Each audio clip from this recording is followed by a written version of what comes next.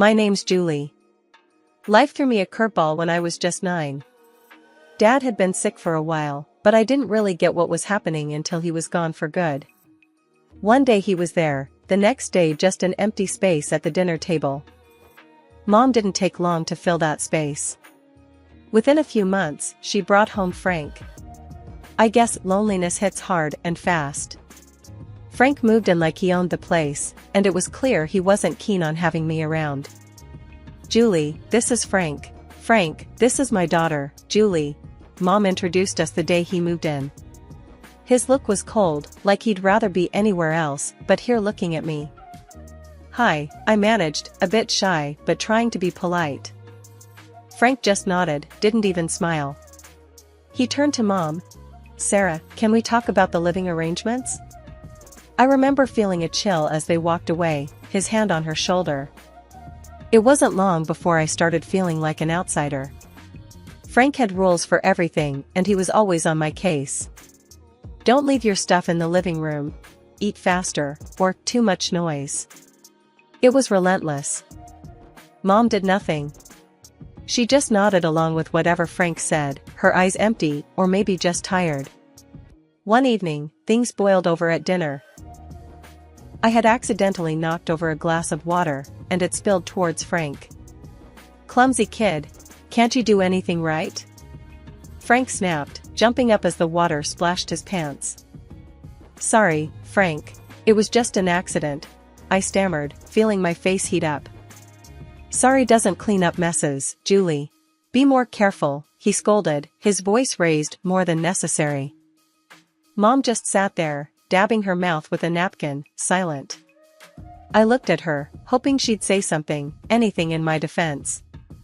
But nothing came. After dinner, I heard them arguing in their room. Frank's voice was loud and harsh. Sarah, that kid of yours needs to shape up. I'm not gonna live in chaos just because you're used to it. Mom's reply was soft, but I caught bits of it. Frank, please. She's just a child. She's still adjusting. Adjusting? It's been months. I'm telling you, if things don't change. I didn't hear the rest, but I didn't need to. The message was clear. Frank wanted me out of the way, and Mom wasn't fighting too hard against the idea. The next few months were just as tough. Frank's complaints were a daily soundtrack, and Mom's silence grew heavier. I was walking on eggshells, trying not to make a sound, disappear if I could. But you can't disappear in your own home, can you? Even a 9-year-old knows that much. Life at home got trickier when Mom told us she was expecting. Frank already had his hands full just tolerating me, and the news didn't exactly make him jump for joy. He was silent for a long minute before he spoke, and when he did, his words were clipped and cold. Well, that's just great, Sarah. Just what we needed, he said, his tone dripping with something that sounded a lot like sarcasm. Mom just smiled, a bit too weakly. It's a blessing, Frank. You'll see. A fresh start for us. I remember feeling a mix of excitement and dread. A little brother or sister seemed like a dream, someone new to connect with, but with Frank's mood swings, I wasn't so sure. Months flew by, and the baby finally arrived. It was a girl, and they named her Anna. I was thrilled. She was tiny, and when I first saw her, all wrapped up in her pink blanket, my heart melted. I thought having Anna around might make things better, even make Frank soften up a bit. Holding Anna felt magical. She was so small, her tiny fingers grasping at nothing. Hey there, Anna. I'm your big sister, Julie. I'm gonna take good care of you, I whispered, promising silently to be there for her, no matter what. But the magic didn't last. Bringing Anna home changed the dynamics again. Frank was fussier than ever, especially about money. One night, about a week after Anna came home, I overheard him talking to Mom in the kitchen. His voice was harsh, louder than it needed to be. More expenses, Sarah. Diapers, formula, God knows what else. And what about Julie? She's not even mine, and I'm footing the bill for her too? Mom's voice was a quiet murmur. Frank, please, she's just a child. We can manage. Things will settle down. It's not just about managing, Sarah. It's about priorities. We need to think about our family now. Our real family. I knew what that meant. I wasn't real family. The sting of those words hit me hard. I slid down the wall, by my door, hugging my knees, trying not to cry. The final straw came when Frank sat us down in the living room one evening, his face serious, his eyes avoiding mine. Sarah, we need to think about the future. Julie's getting older, and expenses are piling up. Maybe it's time she went to live with her Aunt Claire. I felt like I'd been punched in the gut. Sent away? Just like that? Mom finally spoke, looking at me, her eyes sad. Julie, honey, it might not be so bad. Aunt Claire has a nice house, and you'll be well taken care of. But Mom, I don't want to go. I want to stay here with you and Anna. The room went silent. Frank's next words were cold and final. It's decided then. I'll call Claire in the morning. Moving in with Aunt Claire was like stepping into a different world. Her house was big, clean, and always silent. Too silent for comfort. The first day I arrived, she laid down her laws like we were setting terms for a peace treaty after a long war. You'll follow my rules under my roof, Julie. No nonsense, no mess, no backtalk, she declared as she led me through the hall to what would be my room. The room was plain, with bare walls and a single bed against the corner. It felt nothing like home. I nodded, too tired and too upset to argue. Homework right after school, chores before dinner, and lights out by 9. I won't tolerate any laziness or sloppiness, you hear? Aunt Claire continued, her voice firm. Yes, Aunt Claire, I responded, my voice a whisper. Speak up when you're spoken to. Let's have no mumbling here, she snapped. I quickly corrected my tone. Yes, Aunt Claire, I understand. The days that followed blended into each other, each as strict and unforgiving as the last. Aunt Claire was tough, tougher than anyone I'd ever known. She had a way of making simple conversations feel like interrogations. Homework was a battlefield too. If I got a B instead of an A, Aunt Claire had words that stung sharper than any I'd heard before. You can do better than this. Your laziness won't fly here, she'd scold, even though I'd spent hours poring over books. The worst was how she reminded me of my mom's decision to send me away. If I dared to talk back or ask for less criticism, she'd retort sharply, no wonder your mom sent you here. You need discipline you obviously weren't getting. Those words hurt. They always did. They made me feel unwanted, unloved, like I was just another problem Mom had to solve by shipping me off. Days turned into weeks, and weeks into months. I learned to keep my head down, do as told, and speak only when necessary. Aunt Claire had no patience for tears or complaints, and I had no energy left to fight. It's for your own good, she'd often say after a particularly harsh scolding, as if the sting of her words was supposed to mold me into someone better. I wasn't sure who that better person was supposed to be. All I knew was I was getting really good at being alone, at being quiet, at not being a problem. Because in Aunt Claire's house, not being a problem was the best thing you could be. Living with Aunt Claire was suffocating, and I found myself missing my mom more each day, even though I knew she had let me go without much of a fight. One afternoon, the longing got too much. Aunt Claire was out, probably at her bridge club, and I knew I had a couple of hours at least. Her phone was always left on the kitchen counter, charging next to the fruit bowl. It seemed like my only link back to my old life. I hesitated for a minute before I picked it up. Dialing my mom's number was muscle memory. I hadn't forgotten it, maybe I never would. My heart was racing as I heard the phone ring. Once, twice, then her voice. Hello? Mom? It's me, Julie. There was a pause, a breath maybe, then, Julie, why are you calling? I swallowed hard, my throat tight. I just wanted to hear your voice. Another pause, longer this time. Then cold, hard, you shouldn't have called. But Mom. Julie, listen to me. You need to stop this. I can't have you calling me. But why? I miss you, Mom. I miss home. When can I come back? Her voice was flat, emotionless, as if she was discussing the weather. You can't. That's done. Don't call here anymore. I couldn't believe what I was hearing. Mom, please. Just don't, Julie. There's nothing here for you. Goodbye. She hung up, and the line went dead. The silence in the kitchen was deafening. I felt my hands shake as I put the phone back on the charger. The finality in her voice broke something in me. She didn't want me. She really didn't want me anymore. Tears blurred my vision as I stumbled to my room. I closed the door softly, not wanting to make any noise that might hint at my rebellion. I sat on the floor, my back against my bed, and let myself cry. The room felt smaller than ever, a box that was slowly closing in on me. About an hour later, I heard the front door open and close. Aunt Claire's voice called out, "Julie? You better have finished your chores." "Yes, Aunt Claire," I called back, wiping my eyes quickly with the back of my hand. I didn't want her to see any signs of weakness. Weakness was not tolerated here. I went to the kitchen to help with dinner as if nothing had happened, but inside, I was different. I felt emptier, more alone. Mom's voice, those final words, played over and over in my head. That night, Aunt Claire discovered the call log on her phone.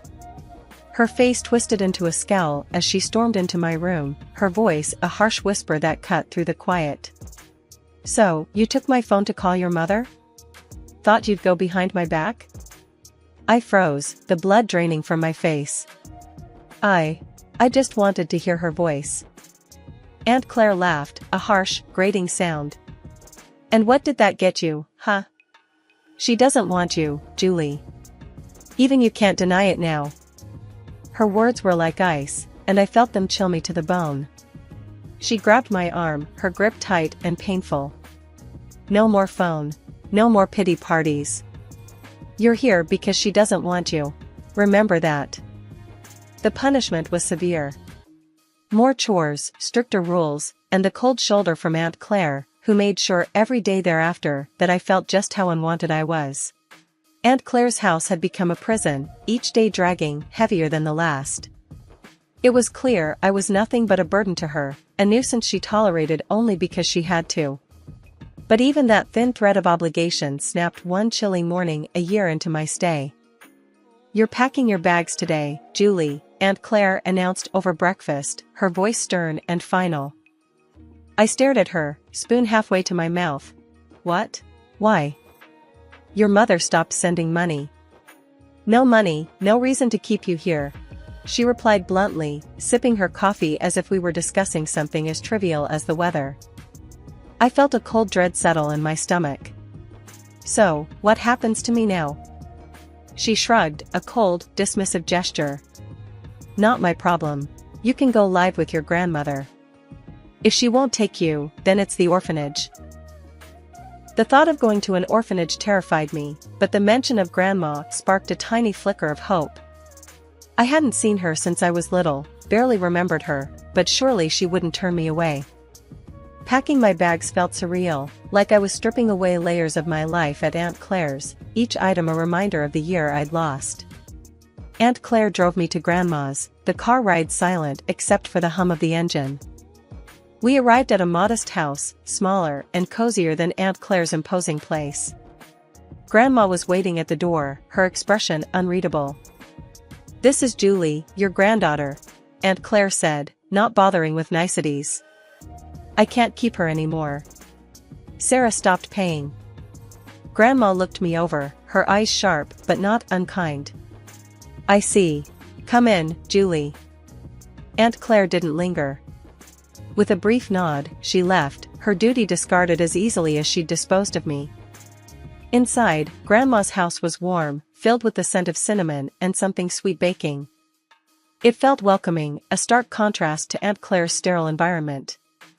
"You'll be staying in the guest room. I suppose we'll need to sort out some more permanent arrangements," Grandma said, leading me down the hall. The guest room was small, with a window overlooking the garden.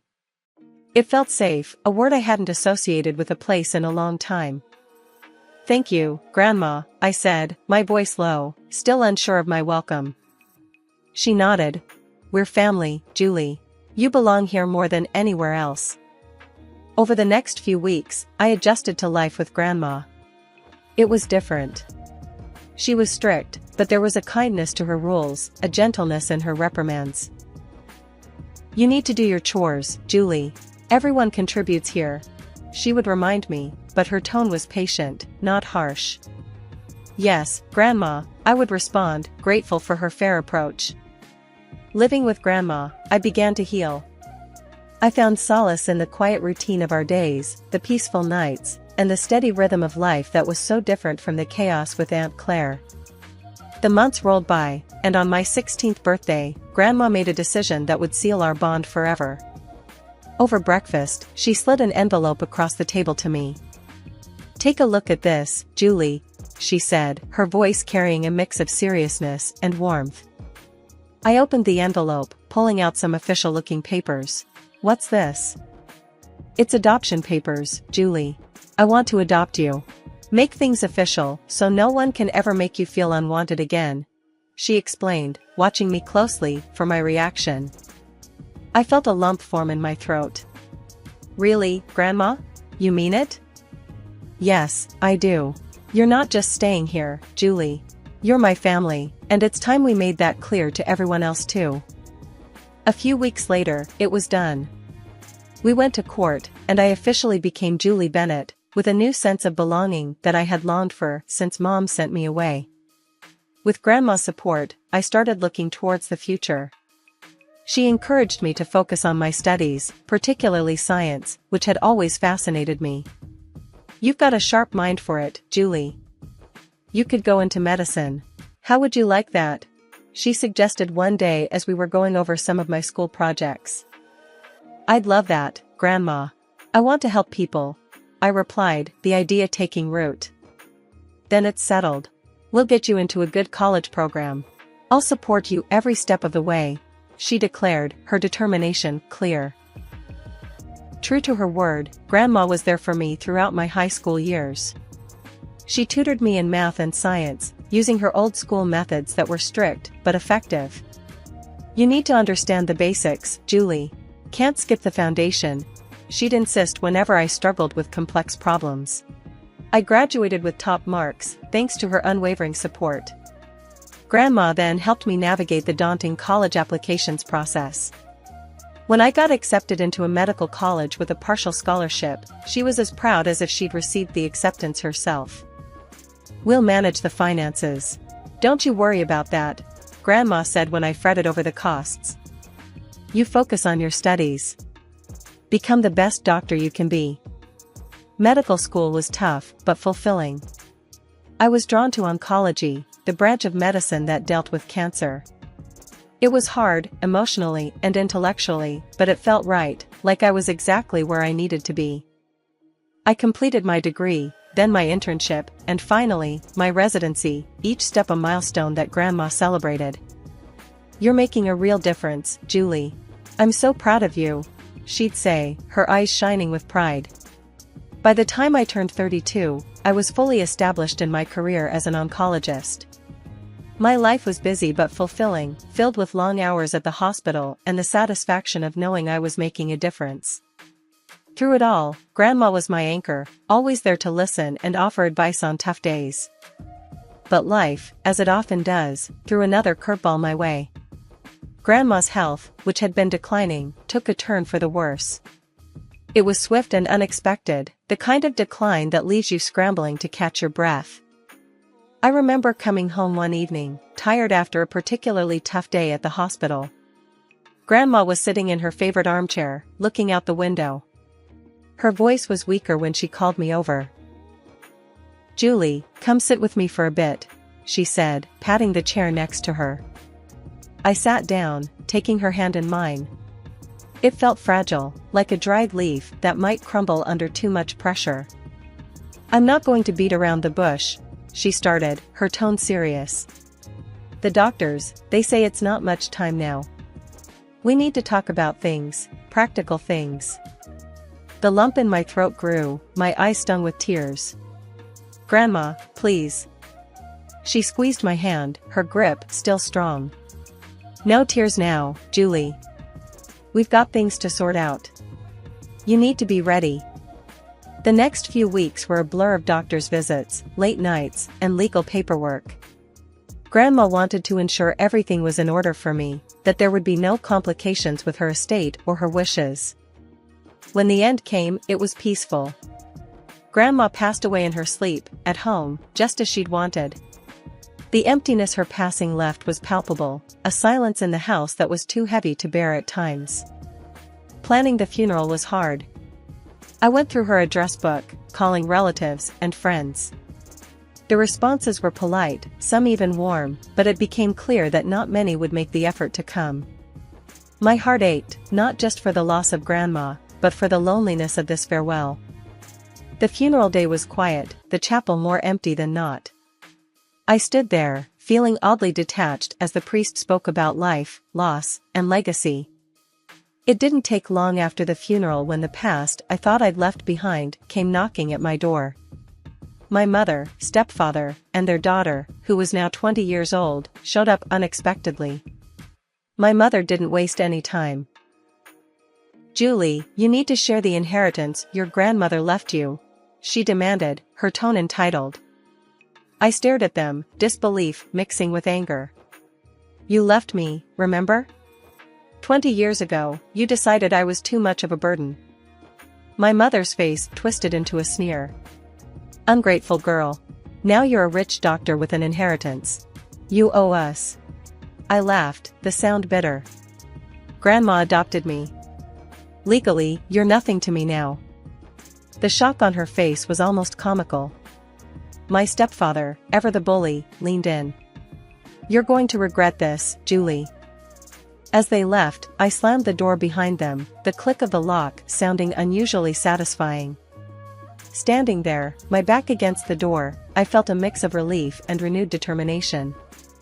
A few days after their first visit, I was at work when I got a call from a neighbor. "Julie, it looks like your family's at your house again. They've been bringing in furniture, looks like they're moving in or something." When I pulled into the driveway, the sight of their car parked out front made my stomach churn. I walked in to find my mother, stepfather, and stepsister unpacking boxes in the living room, acting as if they owned the place. "What are you doing?" I demanded, trying to keep my voice steady. My mother turned around, feigning surprise. "Oh, Julie. We're just settling in. After all, this is family property." "No, it's not. This is my house, legally left to me by Grandma. You need to leave. Now." My stepfather stepped forward, a smirk on his face. "Make us. We're family, and we deserve a part of this house." I could feel the rage bubbling inside me. "You haven't been family for over 20 years. You can't just come here and claim what's mine." My stepsister, watching from the side, finally piped up. "Come on, Julie, don't be so heartless. We're just asking for what's fair." "Fair?" I laughed, the sound sharp and bitter. "What's fair about abandoning a child? What's fair about only showing up when you think there's money to be had?" They had no answers, just scowls and muttered curses. "I'm calling the police," I declared, pulling out my phone. My mother tried to stop me. "You'll regret this, Julie. I've regretted knowing you for years. This is nothing new," I shot back as I dialed 911. The police arrived quickly. I explained the situation, showing them the legal documents proving my ownership of the house and Grandma's will. The officers were firm. "You need to leave," one of them told my mother and stepfather. "This property doesn't belong to you, and if you don't comply, you'll be removed forcibly." My stepfather glared at me, his anger clear, but there was nothing he could do. "This isn't over, Julie," he threatened as they gathered their things. "Oh, but it is," I replied, my tone cold and final. After they were gone, I walked through the house, through Grandma's house. Each room was filled with memories, each corner a testament to her love and the life she had built here, a life she had fought to pass on to me.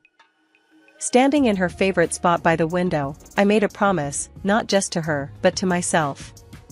I would not let the bitterness of the past tarnish my future.